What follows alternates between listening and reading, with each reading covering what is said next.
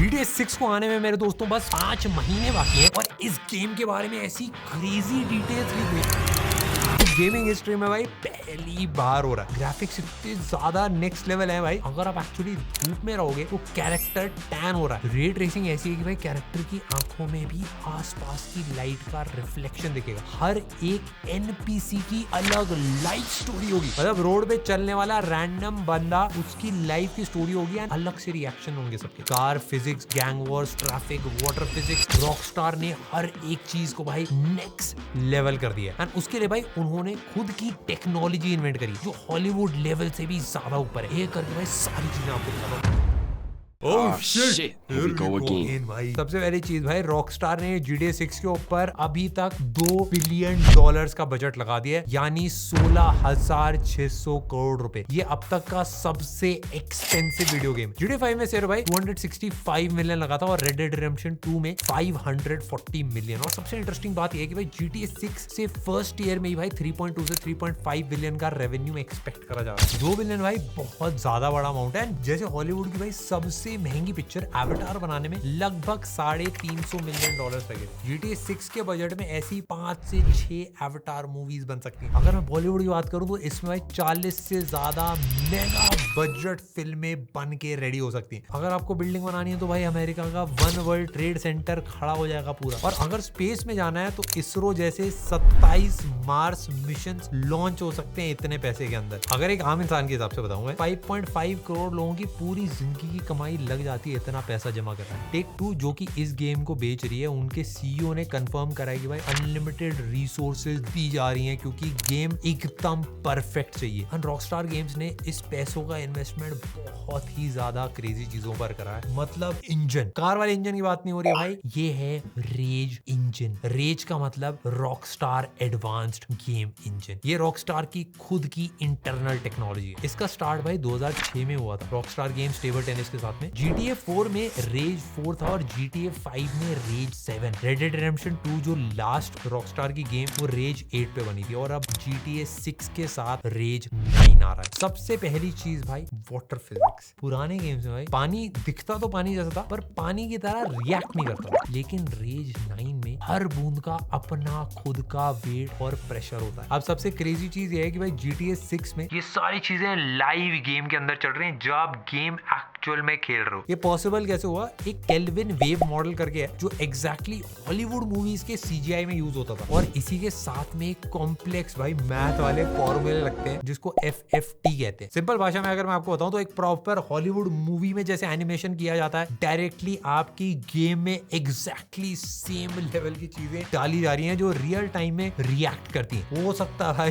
भाई सिटी की रोड्स के अंदर प्रॉपर पानी बजे बाढ़ आ सकते हैं भाई और जब आप बोट चलाओगे तो पानी उस बोट को आगे बढ़ने से रोकेगा भी। और सबसे मस्त बात, ये प्रेशर शायद आपको नया जो PS5 कंट्रोलर है उसके हैप्टिक्स में डायरेक्टली फील होगा, जिसके बारे में थोड़ा सा मैं 1 सेकंड में आपको और बताने वाला हूं। सेकंड है भाई ray tracing, reflection, soft shadows, एक सरफेस का कलर दूसरी सरफेस पे पड़ना, ये सारी चीजें भाई रियल टाइम कैलकुलेट होगा गेम के टाइम पे। अगर प्रैक्टिकल में आपको थोड़ा सा समझाऊं, मान लीजिए एक होटल के बोर्ड पे पिंक नियॉन साइन लगा तो अब वो सिर्फ उस बोर्ड पे नहीं चमकेगा बल्कि भाई आपकी गाड़ी के हुड के ऊपर, सड़क के ऊपर और यहाँ तक कैरेक्टर के चेहरे के सीने के ऊपर भी भाई वो पिंक कलर रिफ्लेक्ट करके दिखेगा। ओवरऑल रात में भाई बिल्कुल नाइट लाइफ वाली जो फील होती है वो एग्जैक्ट वही सेम फील आपको आने वाली है क्योंकि भाई वाइस सिटी में बहुत सारे क्लब्स हैं। ये सुनने में शायद भाई छोटा सा एड ऑन लगेगा बट मुझे लगता है भाई ये गेम की वाइब को काफी ज्यादा रियलिस्टिक बनाने वाला है।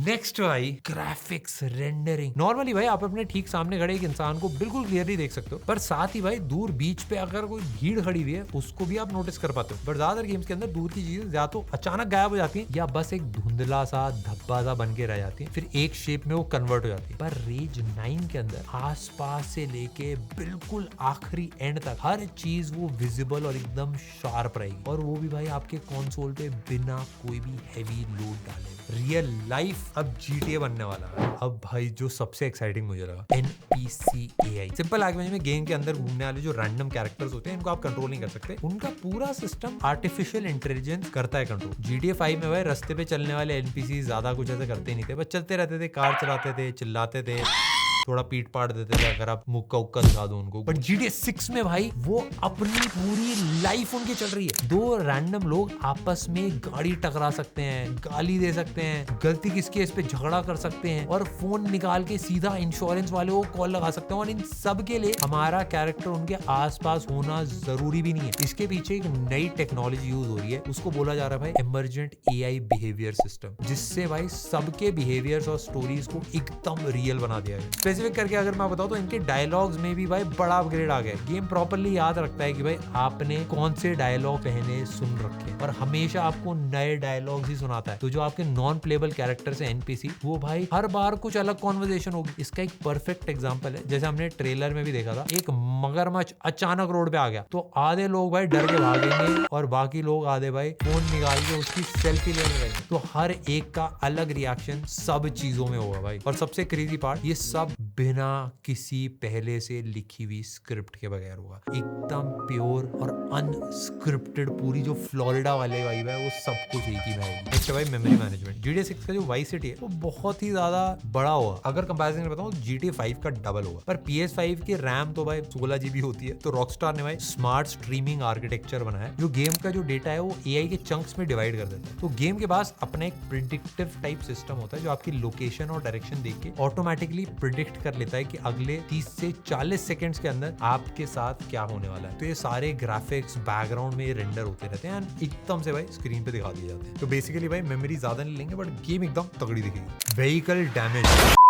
GTA 5 में भाई गाड़ियों के फिजिक्स एक्सीडेंट होने पे काफी ज्यादा बढ़िया थे, पर GTA 6 में इनको एक अलग ही नेक्स्ट लेवल पे लेके जाने वाले हैं। इसमें एक नई टेक यूज हो रही है जिसका नाम है सॉफ्ट बॉडी फिजिक्स। अब गाड़ी का हर एक पैनल, टायर, फ्रेम एक अलग ऑब्जेक्ट बन गया। मतलब जब भी आपकी अगर टक्कर होती है, मतलब रियल लाइफ में गेम के अंदर, तो आपका इंजन ऑटोमेटिकली कैलकुलेट कर लेगा कि भाई टक्कर का कितना फोर्स लगेगा और एंगल क्या था और एग्जैक्ट स्पीड कितनी थी। ये डिसाइड करने के लिए भाई गाड़ी का कौन सा पार्ट किस तरह टूटेगा या मुड़ेगा, ये अभी तक किसी भी गेम में नहीं बनाया गया और इस सबसे रियलिस्टिक कार क्रैश सिस्टम होने वाला है। और GTA 6 में ऐसी बहुत सारी चीजें जो वर्ल्ड में पहली बार करी जा रही है, जैसे ये next advance traffic system. GTA 5 का ट्रैफिक एकदम बेसिक था, पर GTA 6 का ट्रैफिक भाई रियलिटी से एकदम सिमिलर है, क्योंकि इसके अंदर भाई डायनेमिक ट्रैफिक मैनेजर यूज हो रहा है, जिसमें हर गाड़ी और हर एक इंसान का एक इंडिपेंडेंट AI एजेंट हो रहा है। सबका अपना अलग दिमाग चल रहा है। आगे एक्सीडेंट होने पे पूरा ट्रैफिक भाई खुद अपना रास्ता रीरूट कर लेता है। तो रोड पर भाई प्रॉपर रियल लाइफ वाला कलेश और झगड़ा होने वाला है। नेक्स्ट भाई हैप्टिक सिस्टम। PS5 के कंट्रोलर के हैप्टिक्स ऑलरेडी काफी क्रेजी हैं, बट उसका पूरा फायदा अभी तक कोई गेम उठा नहीं पाई है। बट GTA 6 इसका पूरा फायदा उठाने वाली है। इसके लिए भाई रॉकस्टार गेम्स ने भाई नई टेक निकाल रखी है, ग्लैन्युलर हैप्टिक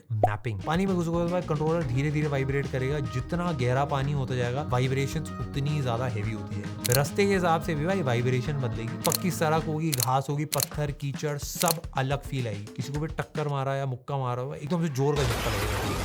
गाड़ी स्टार्ट करती है भाई इंजन की थरथराहट होती है, गियर शिफ्ट होने पे झटका लगता है, पेट्रोल कम होने पे थोड़ी सी वार्निंग आती है, उसकी वाइब्रेशन आएगी। मैं सब कुछ को ट्राई करने के लिए बहुत ज्यादा एक्साइटेड हुआ है भाई। नेक्स्ट है गैंग वॉर सिटी के अंदर। GTA 5 में गैंग्स जो थी उनकी सबकी टेरिटरीज थी, बट एकदम स्टैटिक सी थी भाई, एक ही एरिया में भाई सारी वॉर चलती थी। बट GTA 6 में ये टेरिटरीज कॉन्स्टेंटली भाई शिफ्ट हो रही। इसके पीछे लगाया गया भाई डायनेमिक फैक्शन पावर सिम्युलेटर। मान लो भाई वाइस सिटी में 5 अलग अलग गैंग्स है और हर गैंग का अपना एक पावर लेवल होता है, जो उनके टेरिटरी, साइज, वेपन्स और अंडरवर्ल्ड रेपुटेशन से बनाया जाता है। अगर गैंग ए बहुत ज्यादा पावरफुल हो गई तो रास्ते पे भाई सिर्फ उनके मेंबर्स ही भाई गुंडागर्दी करते हुए दिखेंगे। पुलिस भी भाई करप्शन के चक्कर में उनके एरिया में घुसने से डरेगी। लास्ट है भाई कैरेक्टर फिजिक्स 2.0। रॉकस्टार के भाई कैरेक्टर फिजिक्स के इंजन का नाम है यूफोरिया। ये पहली बार भाई 2008 में GTA 4 के साथ आया था। 4 में एक बंदा 50 बार भी गिरे तो भी भाई अलग अलग तरीके से गिरता था, बट अब भाई यूफोरिया 2.0 इस चीज को एक अलग ही लेवल पे लेके गया। पहली बात अगर मैं आपको बताऊं, मुक्के अब एक्चुअली कनेक्ट होंगे, कोई सेट एनिमेशन नहीं होगा। आपके हाथ का angle, speed, force real time calculate होगा। दूसरी बात भाई, बॉडी वेट इसमें एक्चुअली मैटर करेगा। इंजन में हर कैरेक्टर का वजन और ताकत अब सेट कर दी गई। अगर एकदम भीड़ में एक बंदे को आप धक्का मारोगे तो पीछे वाले पे गिर जाएगा और उसके पीछे वाले के ऊपर भी। हर एक बंदे की इंडिपेंडेंट पूरी फिजिक्स चल रही है। और आखिरी में भाई कपड़ों का फिजिक्स। भागोगे तो जैकेट उड़ेगी, गिरोगे करोगे तो पीछे का बैग आगे आ जाएगा। ये छोटी छोटी चीजें भाई गेम को 100% रियल बना है। बेसिकली बात यह है कि भाई हर टक्कर, हर मुक्का, हर गोली का रिएक्शन गेम रियल टाइम में बनाएगा। इसका सीधा सा मतलब ये है कि आप GTA 6 चाहो 100 घंटे खेलो बट एक भी फाइट सीन दोबारा आपको एग्जैक्टली सेम नहीं दिखने वाला। इस नवंबर में भाई गेम लॉन्च हो रही है। अभी प्री ऑर्डर अभी कुछ ही दिन में ऐसा लग रहा है आने वाला है, क्योंकि अभी रॉकस्टार के भी 2-3 इंटरव्यूज आए थे। GTA 6 का अब हाइप क्रेजी हो गया है भाई। ये वीडियो GTA 6 से पहले आ चुकी है बट अब GTA 6 से पहले और कुछ नहीं आ पाया।